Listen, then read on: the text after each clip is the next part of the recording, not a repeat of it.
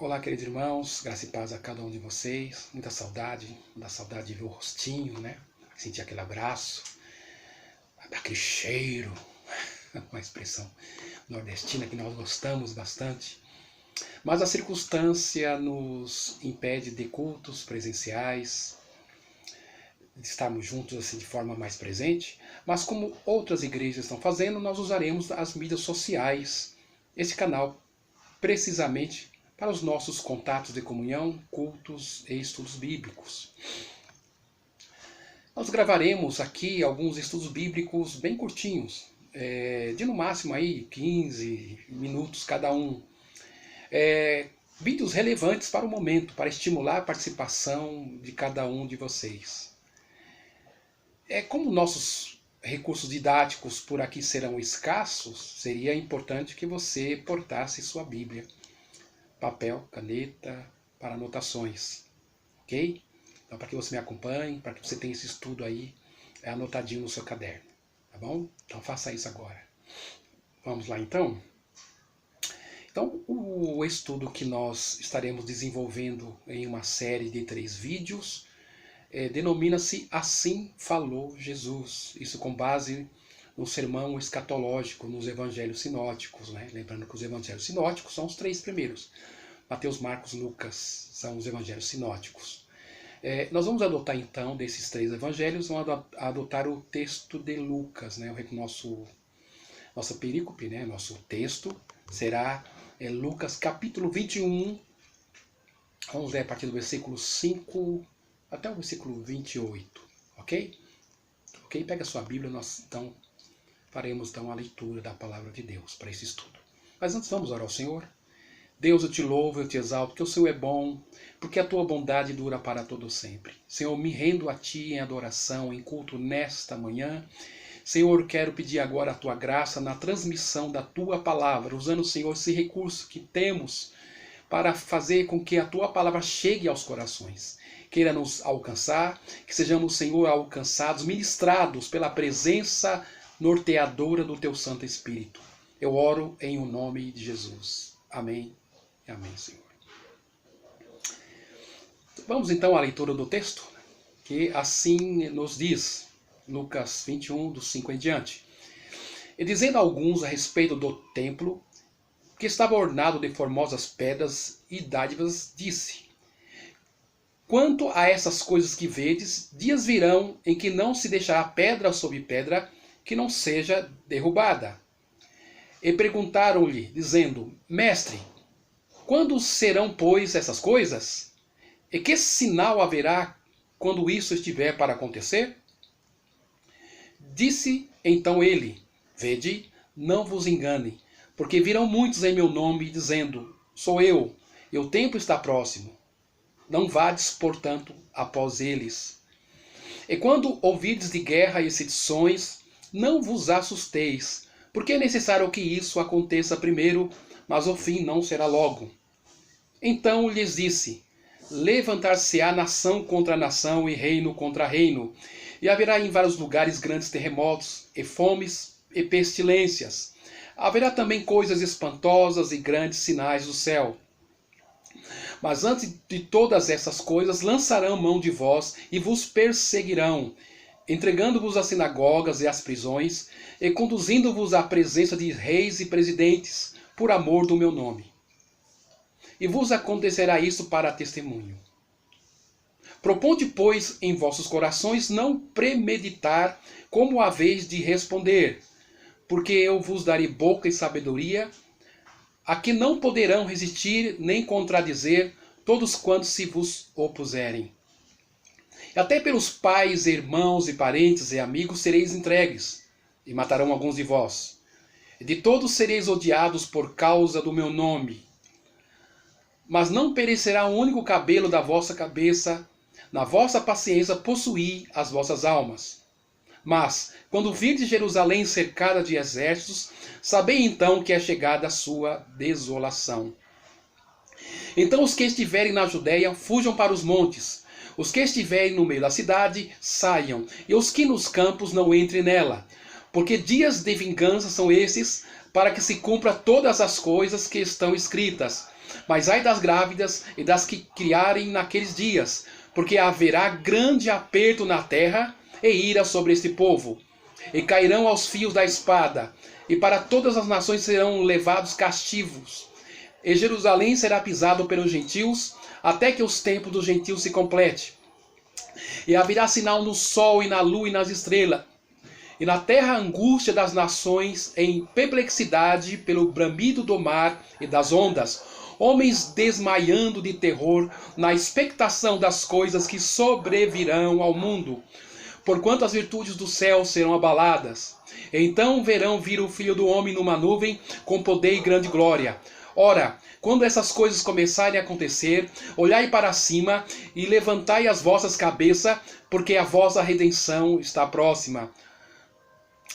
Muito bem, queridos irmãos e amigos, este é o texto denominado o Sermão Escatológico, que foi proclamado por Jesus na sua última semana de vida, né? Lembrando que sua vida na terra, né? Jesus foi para a eternidade à direita do Pai. Esse sermão aponta para duas direções, para dois viés. Primeiro, a profecia de Jesus acerca da destruição de Jerusalém, né? Cerca de 30 anos depois da sua obra vicária, né? Depois que ele consumou a sua obra na cruz e foi assunto aos céus, 30 anos depois ocorreu o fato da destruição de Jerusalém. A destruição de Jerusalém como pano de fundo para o fim do mundo, como sinais precedentes para as eras vindouras. Exemplo dos dias de hoje que nós estamos vivendo. Um período de pandemia, um período de desespero, um período de caos econômico, em que o mundo está aterrado com tudo isso que está acontecendo.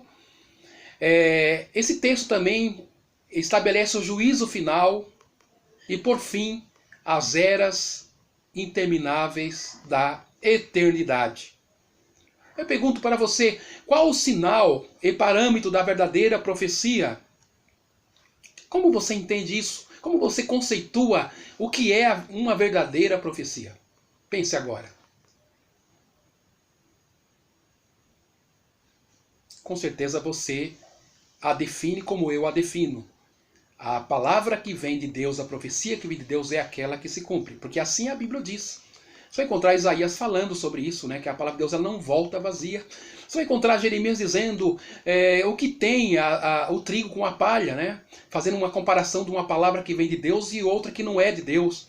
Você vai encontrar Deuteronômio, né? Ali estabelecendo a verdadeira palavra, o verdadeiro profeta.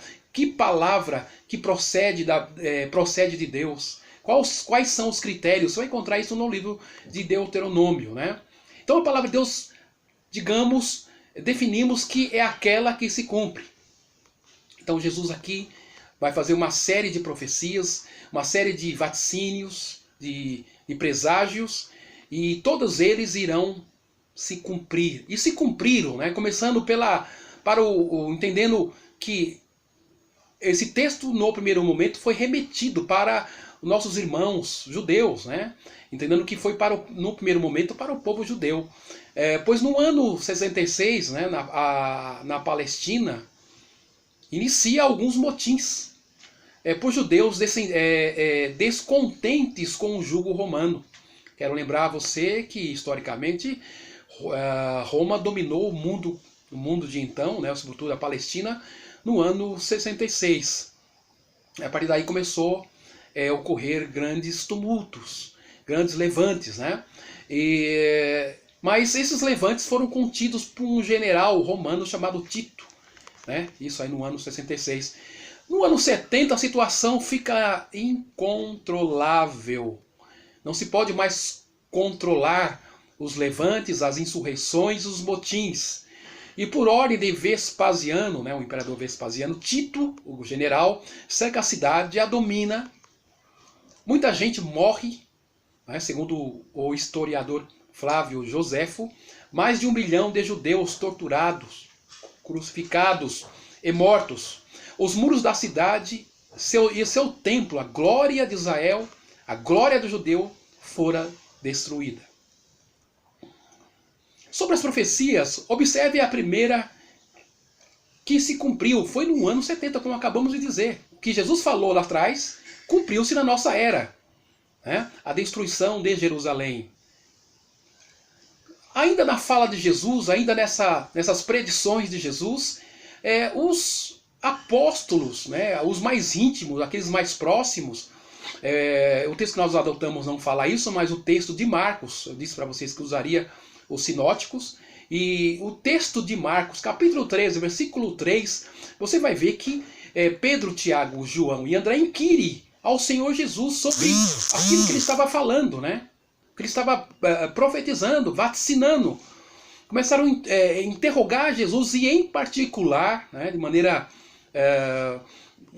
particular, Jesus então começa a dar explicações do que ele acabara de dizer. A pergunta dos apóstolos, desses 4 apóstolos, era a seguinte: dize-nos quando sucederão estas coisas e qual sinal haverá quando todas elas estiverem para cumprir-se. Então Jesus passou a dizer-lhe: vede que ninguém vos engane.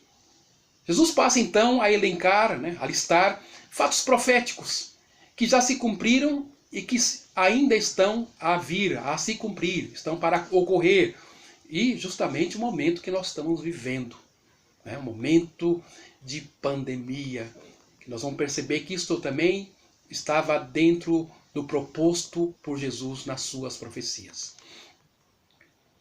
Mas perguntando aqui, ou retomando aquela questão que deixamos lá atrás, qual a verdadeira profecia? Profecia que vem de Deus. Como que você mesmo a define? Com certeza como eu, aquela que se cumpre, porque a Bíblia assim o diz, nós já vimos isso. Então vamos a estas profecias. Olha só o versículo 8, do capítulo 21 do Evangelho de Lucas. Muitos virão em meu nome. Pergunto a vocês, quantos falsos profetas têm se levantado no curso histórico? Né? Ou quantos falsos profetas têm se levantado a partir dessa profecia de Jesus? Quantos falsos profetas, mestres, apóstolos, pessoas se dizendo ser alguma coisa e trazendo uma nova revelação, uma nova compreensão do Evangelho de Jesus? Pense comigo, Jesus tinha 12 discípulos e alguns seguidores. Judas o traiu, Pedro o negou, os demais se dispersaram por medo, né? Se esconderam no cenáculo, enfim, se refugiaram com medo da perseguição que viria por serem seguidores de Jesus. Agora eu pergunto a vocês, de forma implícita, como Jesus sabia que esse movimento tão pequeno, tão sem expressão social, sem ser um movimento de hegemonia, como era o movimento dos fariseus, né, a seita dos herodianos, os saduceus, como que Jesus sabia que o seu pequeno movimento, né, cercado por um grupo pequeno de pessoas, abafado por Roma, abafado pelos seus próprios patrícios, como que este movimento poderia ter uma expressão mundial? E Jesus assim profetiza, dizendo que os seus discípulos seriam perseguidos por amor ao seu nome. Então Jesus já estava prevendo, vaticinando o crescimento da obra que ele começara a partir dos seus apóstolos. É verdade que o cristianismo seria uma pedra para o mundo, seria um tropeço para a humanidade. E Jesus então estava prevendo isso, e isso teria como resultado perseguições aos seguidores de Jesus. Se isso é verdade, se o movimento de Jesus haveria de crescer, então há de se entender que há alguma coisa de Deus nisso. Ou então Jesus era um mega conspirador, alguém que tem um portador de transtorno de personalidade, um maníaco. Alguém com pretensões fora da realidade, né? Alguém com um transtorno de personalidade, um louco. Ou ele tinha uma consciência divina, ou ele tinha a onisciência divina, ou ele era o Filho de Deus, o próprio Deus. Eu opto para a segunda opção. Jesus é o Filho de Deus Todo-Poderoso. Veja os falsos profetas na história da igreja. Veja nas cartas de Paulo, nas cartas joaninas, nas cartas de Pedro. Você vai perceber isso, Paulo falando nos capítulos de Atos, dizendo que na sua partida, falando isso aos irmãos de Mileto, que na sua partida lobos devoradores haveriam de assolar a igreja. Você vai encontrar Paulo falando nas cartas de Timóteo, nas pastorais, dizendo, capítulo 6, 1 Timóteo, por exemplo, ele vai falar que haverá falsos mestres se levantando e fazendo com que o evangelho seja um meio de vida, um comércio. Você vai encontrar isso escrito nas cartas de Pedro. Já nas cartas joaninas você vai ver os mestres gnósticos se levantando, dizendo ser alguma coisa. Nos dias dos pais apostólicos, ou seja, aqueles sucessores, aqueles que vieram depois dos apóstolos, lembrando que o último apóstolo a morrer foi João. Após estes, conhecemos Policarpo, podemos citar Policarpo, Inácio de Antioquia, Irineu e outros grandes homens que marcaram o curso da história da igreja. Vejam as seitas que surgiram, como o gnosticismo, acabamos de citar, o montanismo. Montano dizia ser o Espírito Santo, como fosse uma quarta pessoa da Trindade. Estranho dizer isso, mas essas coisas loucas aconteceram no curso histórico.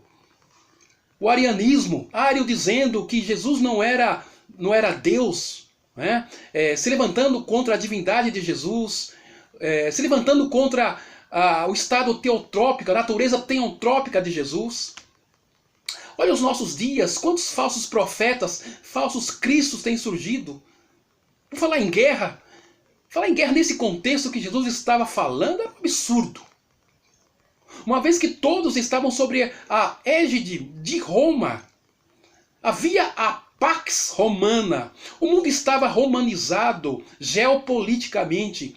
Roma havia fixado a sua bandeira em todo o mundo de então, todo mundo explorado, todo mundo conhecido. Roma afixou, o domínio era romano. E não era interessante guerras ou rumores de guerra a um estado que estava regendo o mundo com vara de ferro. Mas Jesus contraria esse contexto dizendo que um dos sinais que precedem a sua vinda eram as guerras e as revoluções. Há uma recomendação aqui para os cristãos, para nós. Dá uma olhadinha aí, no versículo 9. Não vos assusteis. Eu pergunto para você, e aí? Está apavorado com tudo isso?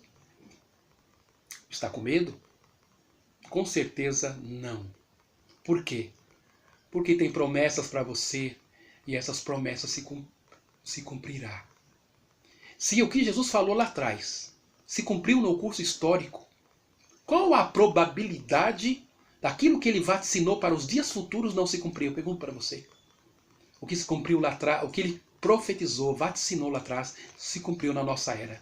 E há fatos que estão para se cumprir e nós estamos vivendo também um fato histórico no momento que nós estamos vivendo.